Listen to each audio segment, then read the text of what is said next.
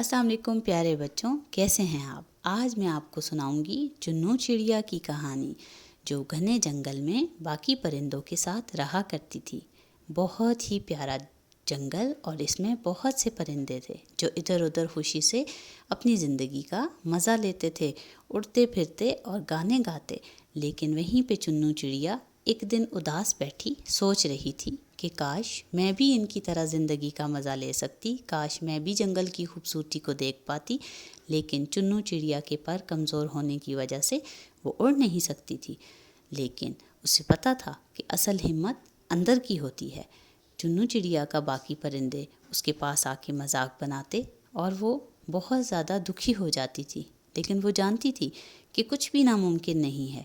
پروں کی کمزوری تو باہر کی کمزوری ہے، اصل ہمت تو اندر کی ہمت ہوتی ہے۔ لیکن پرندے اس کا پھر بھی مذاق بناتے اور اس کو دکھی کرتے تھے، اور نہ صرف پرندے، باقی جانور بھی اس کے ساتھ کھیلنے سے منع کر دیتے اور اس کا مذاق اڑاتے تھے۔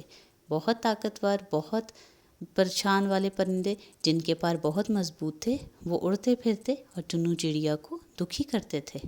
لیکن چنو چڑیا جانتی تھی کہ ایک دن اس کو ضرور ہمت آئے گی۔ ایک دن بہت تیز گرج چمک کے ساتھ طوفان آ گیا اور پرندے گھبرا کر ادھر ادھر اڑنے لگے۔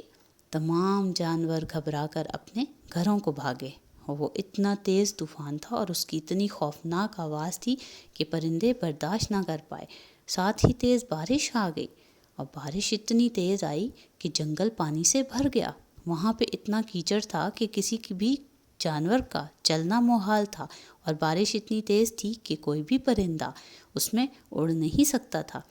تمام پرندے گھبرا کر درختوں کے پتوں کے پیچھے چھپ گئے اور کوئی بھی باہر نہ نکلا۔ اتنا تیز طوفان، اتنی خوفناک آواز، اور وہ سب ڈر کے چھپ چکے تھے۔ لیکن چنو چڑیا بیٹھی یہ منظر دیکھ رہی تھی۔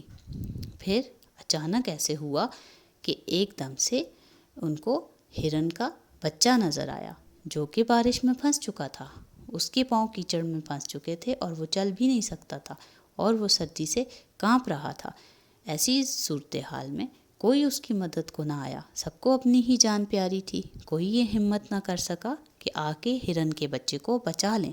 لیکن چنو چڑیا نے یہ ہمت دکھائی۔ وہ درخت سے نیچے آئی اور تمام پتے اکٹھے کیے اور اس کے ہرن کے بچے کو ڈھانپنے لگی، تاکہ اس کو سردی سے بچایا جا سکے اور اس کی جان بچائی جا سکے۔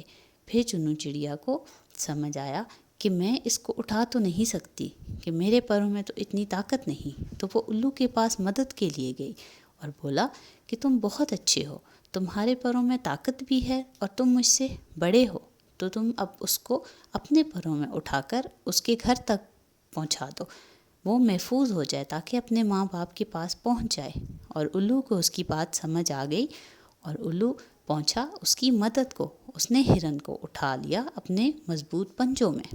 چونکہ الو کے پر بہت مضبوط تھے تو وہ اس کا وزن اٹھا سکتا تھا۔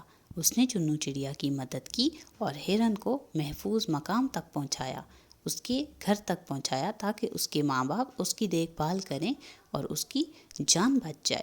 یہ ماجرا سارے جانور دیکھ رہے تھے۔ انہوں نے چنو کی بہت تعریف کی اور بہت زیادہ تالیاں بجائیں۔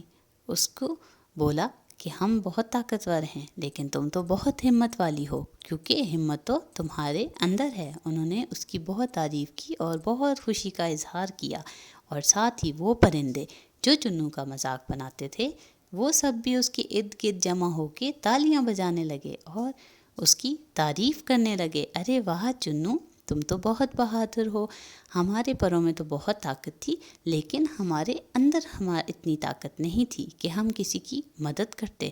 ایسے میں عقاب، جو اس کا مذاق اڑایا کرتا تھا، وہ بھی آن پہنچا، اور اس نے بولا کہ میں تو بہت طاقتور سمجھتا تھا خود کو، اور میرے پر بھی بہت طاقتور تھے، لیکن اصل طاقت تو تمہارے اندر ہے۔